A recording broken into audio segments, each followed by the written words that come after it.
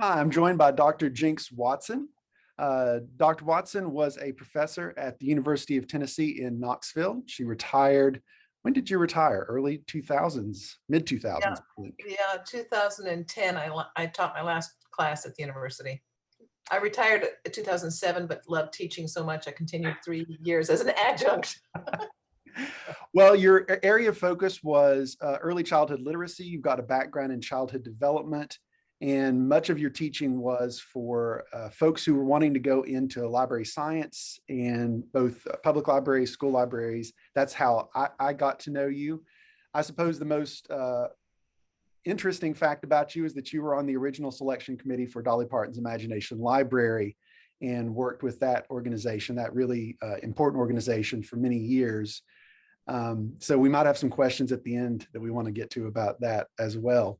But I'm going to start off by asking you to tell me a story about maybe your favorite teacher or a teacher that really had a powerful impact on you, and why was that? What was it about the way they taught? Mhm. Okay, it's so funny when you ask me that. The very first teacher that popped into my mind was Mrs. McInerney from Long Island, New York, where I was in the 3rd grade. And Mrs. McInerney did plays. She read us stories. We did folk tales. I was Rapunzel in one of these plays. I felt noticed. But the profound noticing came at the end of the year when our family was moving to New Jersey, and we were filling the car up and the moving truck up with our stuff. And suddenly, and I think I skipped that last day of school because we were getting ready to go. Suddenly, on my block was Mrs. McInerney, my teacher, my 3rd grade teacher, coming to give me some award for attendance at school that year.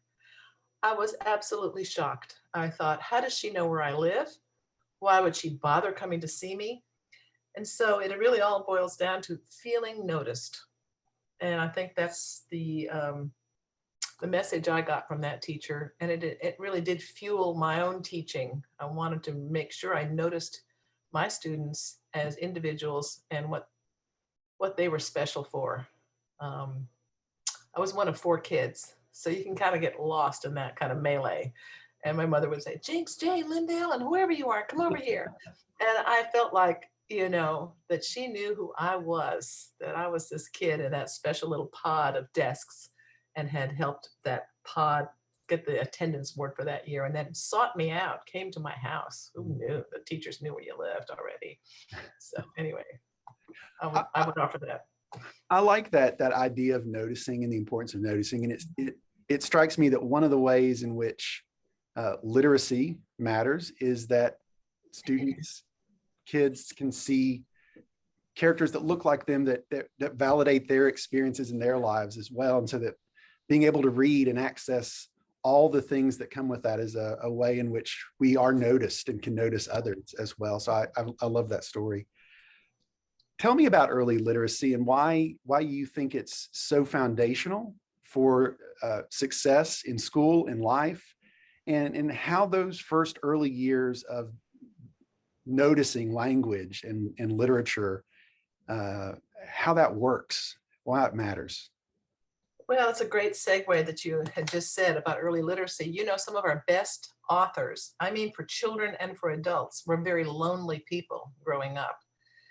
I'm thinking about Beatrix Potter. I don't think her brother arrived on the scene until she was about 12 years old. She had to fill her day with her own imagination, with the animals outside, with the flora and the fauna around her. I'm thinking of Gary Paulson, who writes or wrote for young adults.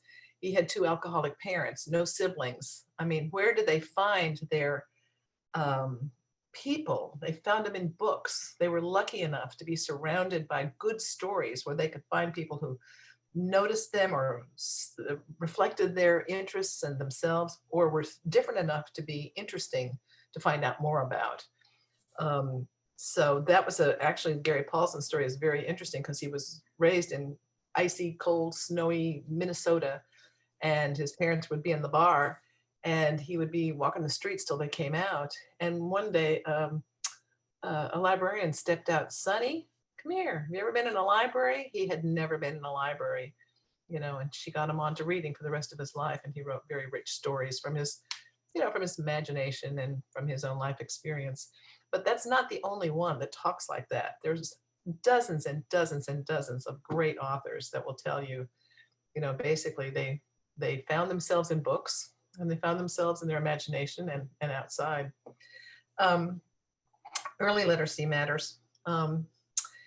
Nobody comes to school thinking that they're not going to read. That is, everybody comes to school figuring out that they're going to learn to read. The magic thing, everybody wants to read. There's something very powerful about reading. And as young as 2 and 3, children mimic writing and they mimic reading if they see people reading. Now, one of the interesting things that social workers in the 1940s did when they went visiting at homes to see what kind of level of support they needed to give was to look for the incidence of writing in a household. Were there grocery lists? Were there newspapers? Was there mail? Were there magazines? Where's the evidence of text and print in a household? And I've been in houses like that. And I did some small research projects with the Imagination Library, and I went into places up in Sevier County, and I saw that. So if kids don't have print, if they don't see parents reading, they really lack the models for being with the book. And if you don't know what it means to be being with a book, then why at 5 or 6, when a teacher starts shouting, ga, ga, ga, that's a G, that's an A, what sense would that make? Mm-hmm. So to surround children, that's why Dolly Parton's program is just so brilliant, because she knows that children need a home library. If nothing else in that household, that's the print that's available. And I know that a lot of pushback came when people said, what if the parents cannot read? And Dolly said, they'll find somebody to read it to them. They know that somebody will sit there and be with that book with them, if only to turn the pages and talk from the pictures. So being surrounded by books and being read to and being told stories, that sets the stage for literacy. And that happens during the 0 to 5 age, when the cells are going crazy, growing at a rapid rate cognitively. To wait and not expose children to that richness of literacy doesn't make sense. And I'm sad that I see more kids pressing buttons and doing this technology on their parents' phones when they're in the grocery store, rather than having a book right in front of them, thumbing through, leaving through. It's convenience, obviously, for the parents, that they can just hand the kid a phone and put them on a video. Pediatricians say don't let anybody under 2 years old look at the screen, look at videos on a screen. It's too abstract. It's not real. And we know from early childhood that the most important learning comes from experience. So you hold little handfuls of sand and you feel the texture and you feel the weight. And you feel the weight of a ball and how it goes. And you learn about gravity from just dropping things and seeing all this stuff. It's about that little body, very kinetically and physically experiencing the world. So it's the same with books, engaging with the books and the stories. Obviously, they're not decoding yet, but they're getting the idea that this page turning business is pretty powerful because that amazing story just appeared, and please tell it again, read it again. Kids get into something called, we don't have a word for it in English. It's a German word, Functionlust. It's when little ones like 2 or 3 years old want something over and over and over again. Mm-hmm. And I've seen it with children asking for the same Curious George over and over and over again. And, and there's a sense when I saw my own granddaughter get her little baby doll and then put it in the little crib and put the blanket on. And then she'd go sit down. Then she'd go back and get the baby doll and wrap a blanket around it, put it back in the crib. She did that one afternoon, maybe 10 or 15 times, with a great deal of satisfaction coming from her body. And I think it's a sense of mastery. It's a sense of that's what this child that I know that, was crazy about Curious George. They want to have some mastery. They understand what's coming next. They know how that story goes. My Lydia knew exactly what her baby was feeling in that little crib, and she was feeling very wonderful, trying to be a mommy to that baby doll. So the more chances children get to mimic real experiences and real behaviors, not symbolic behaviors, which is on a screen. Everything on a screen is symbolic of the real. And the children haven't gone through the real stage yet. So it's way too premature to be handing them screens and buttons to make things happen. They need to be making it happen for themselves. So let me ask you a question then, because I heard you say two things that I want to sort of follow up on. One is that early literacy is about modeling first and foremost. And so making sure that our youngest children are having those experiences is really formative for their later success in terms of literacy and learning once they arrive in our schools. I also love this phrase, the sense of mastery that you used for that I think anyone who's had a small child in the house has experienced that repetitiveness, Right. but instinct.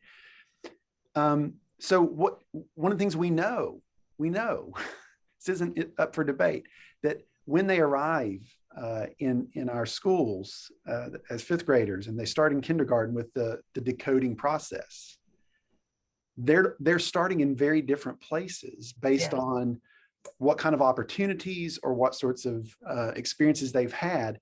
And yet we're tasked in public education with trying to bring everyone up to a common level by certain key moments so they can continue to grow and succeed. How do we do that in a way that allows them to draw on what they have experienced and move forward all together? Right. And that's going to be impossible. I mean, I always said that in a classic elementary school, two fifth grade teachers are teaching the Civil War, but they're teaching lots of different ways and different things about the Civil War. You may have a textbook as a guide, but your own storytelling either enriches or flattens out that learning of the history. So you'll never make everything universal.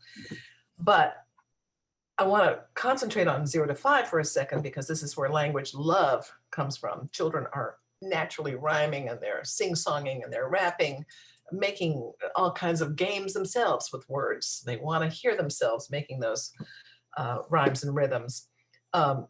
They need to be we need to have universal preschool. That's definitely one thing, especially for the children who don't have those resources at home that most middle class and upper class parents are giving their children. The second thing is that surrounding them with real books, I saw a video the other day of a parent rapping the alphabet. It was humorous, but her 3-year-old, it was like, ding. I mean, he was having a great time dancing and grooving to it, but it wasn't. It's like if somebody were to teach me how to do shorthand or to do computer coding. That's Greek, or teach me Greek. I don't want it all broken down into teeny tiny little bits where I have to memorize 1,000 little pieces that's not how our brains go. Our brains go from immersion into the whole package. I'm thinking about swimming and bicycling. We don't break it down into little bits and pieces. We throw that kid on the bicycle and we run alongside of them, and they get the full body experience. That's how reading is. So the kids come to school, should be on the verge of learning to decode or wanting to decode. In the Scandinavian and the British Isles and the former colonies, they don't worry about children not reading, not decoding until 7 years old, because they imagine that all these experiences are going on in households where kids are really ready now to learn. And so they just come in as 5 and 6-year-olds and they're like sponges. And suddenly, all of a sudden, Mary starts decoding and Johnny over here starts saying, I can read this book. And it's happening like that naturally. And then at 6 or 7, if you see that a child is in trouble, you begin an intensive process of trying to catch them up to speed. And there are lots of different ways to teach decoding. It isn't just phonics. I do not know phonics is clearly very important, but phonics is hard in the English language. there are at least 8 different spellings of the sound of sh, which could be sugar or Yeah. Tchaikovsky or whatever. I mean, I don't have it at the top of my head right now, but I've done that exercise. It's a very strange language. So phonics doesn't always work. There's patterning, which there's a lot of great patterns in the English language, and that's a wonderful way to teach.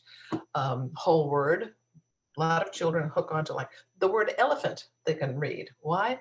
Because it's a sort of a graphophonemic shape, a strange shape to that word.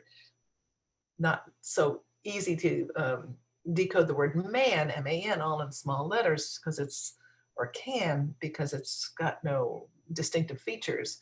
But they can find the word giraffe and they can decode the word elephant. And they use pictures to help, which we do too, for context. So there's 1,000 ways to get kids to learn to decode. But somehow or other, we've gotten fixated on this phonics business. And I'm so sorry because we have a very irregular language and it doesn't always make sense to kids. Well, let me ask you just here about, where we find ourselves now in our national conversation about education, our state and local conversations around this. I think there's growing anxiety among parents and teachers and others that the past 2 years have really been profoundly challenging for everyone involved, for sure, but that there are some real issues that we're going to have to focus on in terms of interrupted learning. I like that term better than learning loss. I think we kept learning throughout the pandemic, but the official learning was interrupted in some ways. When we have students who pandemic year 1 was kindergarten and pandemic year 2 was first grade, and they're second graders now, and they're heading into their third grade year where there's going to be sort of a high stakes evaluation about their ability to read. Right. What practically can we do, regardless of what has been going on in the home, which we know makes a huge difference? Are there things that we can practically be doing to help? And are there things that you're afraid we might do that would further hinder or delay the love of learning, the acquisition of literacy in a broad way? I don't know about you, but I was read to by my teachers until the 8th grade and throughout the 8th grade. I mean, every teacher always had a book going. You beat down the doors to get to school so you can get the next chapter heard. So there's a real seduction in good stories. And we have some of the very best writers right now, and they have chapter books that could compel any child in Knox County to get to school on time to hear the next chapter. So it sounds simplistic. It doesn't sound very technical. It doesn't sound very, complex, but every teacher should be reading at least 3 times a day out loud to their entire class. And people say, how do you have the time for that? You've got to cover these subjects. Cover these subjects. That's a code word for just covering some subjects, right? So I think there's time for silent reading, time for being with a book, time for reading out loud. But I think if we were to really be radical, I would say get every teacher onto a place where they work with a librarian to very carefully pick books that are going to engage the imagination and the interest of the kids. I would think there's so many kids who are checked out now about school, having been at home and making their own schedules and sleeping until 10 o'clock in the morning, and now they're dragging off to school again. So, It's a struggle. Yeah. It's a struggle. I wonder about this too, that I think one of the things that struck me is how we even talk to students about language acquisition, literacy in this context. How we continue to make it feel fun to them as opposed to simply sort of another proficiency exam that they have to pass. And I think, at least from personal experience, I've been really impressed with the way both of my daughter's teachers at the elementary level have approached that. But I think you're absolutely right. Sort of modeling that for them and showing them how fun it is a really powerful advertisement for the importance of literacy, as opposed to saying something like, well, we all know that it's been a rough couple of years and we've got to pass this test coming up in a few weeks. This Um, is how we teach reading in this country. We teach it as if it were castor oil. mm, Castor oil is good for you, kid. I know it tastes terrible. Here, hold your nose and take a dose, and you'll be better. This is how we teach reading. We go, if you read X number of books, the principal will shave his beard and get in a tutu and hop on the roof of your school. And that was true. I could not believe that one. If you read 20 books, you'll get a pizza. If you read, and we don't do that with any other subject matter. So the message to the kids is, oh, brother, they must hate to read. This is a disgusting thing that we have to do, but we're going to do it for the prize. We're not communicating, we're not marketing it as something lovely, wonderful, refreshing, delightful, fulfilling. So yes, the whole twist about getting to love reading and love, I keep using the phrase being with the book, because when I say that phrase, I mean all levels of kids who still can't read, kids who are beginning readers, and also, adept readers. So yeah, I think that, if we could twist and turn our attitude about reading, I don't know how many teachers are readers anymore. There used to be, people who loved books and worked with the librarian to bring in 40 new books every week or 2 weeks into their classrooms. I don't know where those classroom libraries are. I think people think they don't have time for books. We have to almost change the culture. And you are right about third grade. That is classic literature. Third grade determines success as a 16-year-old in school. That's a very interesting piece of research that you might want to look at. So 8 years old and third grade is critical. So how do you do these children who have had an interrupted first and second grade? I don't know. I don't have any magic fixes. I'm just saying the whole culture about literacy in this country has got to change. We think of reading as only to learn. We don't think of it as pleasure. There used to be in every household storytellers, lots of books, always a piano player. This is what we did pre-TV. That's how families operated. We didn't have these problems with people who, could read or not read. And now, we have a lot of other gimmicks to vie for the time of pleasure. So we pick up the gaming and the whatever, all those things. So it's just, it's hard to go against the culture. But that's what I'm saying, is that we have to almost go against the culture and just say, yeah, we're bringing books back in. We're going to make them popular again. It's pretty radical. well, speaking of someone who brought books back in a pretty radical way, Dolly Parton.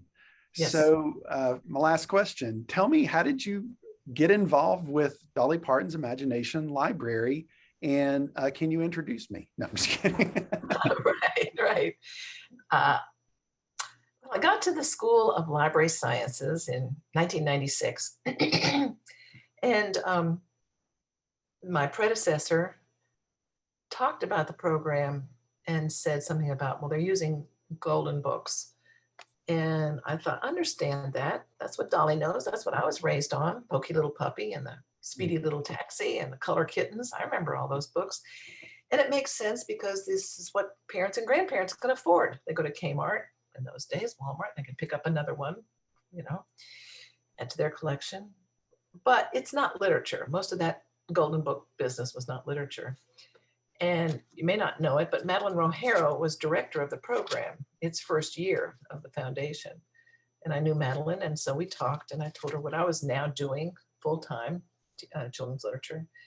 And I sat and talked with her and her staff, and we just talked about literature. We talked about, possibly making a committee to select the books rather than having golden books or the publisher select the books, having a committee of early childhood people and book people who knew about the stages of development and understanding what a 3-month-old could handle and what a 3.5-year-old would delight in. And so that's how the formation of that committee began. And then David Dotson took over, and he immediately put together a committee and has called that committee together once a year, every year in May, where they lock themselves in a room and, maybe have 300 to 400 books and maybe you get lunch if you're lucky. No, that's not true. But that's what we do, is we read the books out loud to each other, just to see and hear and listen to the language, to look at the illustrations, see the match of how those two interplay with each other. And the committee still goes on. And now, of course, you know, it's in Canada and it's in Great Britain, and there's 14 states now that have adopted the whole program, just like Tennessee has adopted the whole program. So it's growing and it's making sense to a lot of places. It takes time, but it was a brilliant idea because it's going to the child. She didn't want a center. Go down to the community center and pick up your book. No, she did not want that. She wanted it in the child's mailbox with the child's name on it. Yeah. She had, from her own experience, knowing that going to the mailbox was a really delight in her life growing up. So she thought about all those aspects, and it's just an amazing program with very little overhead. I sat on several other kind of book programs. I won't name them, but they were federally funded, and the accountability to make sure this child really qualified. I mean, the amount of office work that went into that. This was so smart of her to say every child gets it. She didn't want the stigma of having just a certain class or population getting the book. She wanted everybody. And it works well because, you know, you may or not know this, but private schools have core reading lists, so that at second grade, every second grader in that private school reads these 25, or they're exposed to them in some way or another. Public schools could never do that. Could never argue, because the values were so contentious that we could never get a core reading list of books that teachers would use or read. This is like a core reading list. So in the state of Tennessee, a kindergarten teacher says, well, I know you all have The Snowy Day, and I know you read that, but I'm going to read it one more time. Let's listen and see what we see. And so many kindergarten teachers treat that imagination library as if it were a core reading list. I get such a kick out of that. It just makes me smile. So anyway, it's a very vibrant program and very exciting. Well, thank you so much for taking time to talk with me today. Sure. Great. It was a pleasure. Okay. Good luck.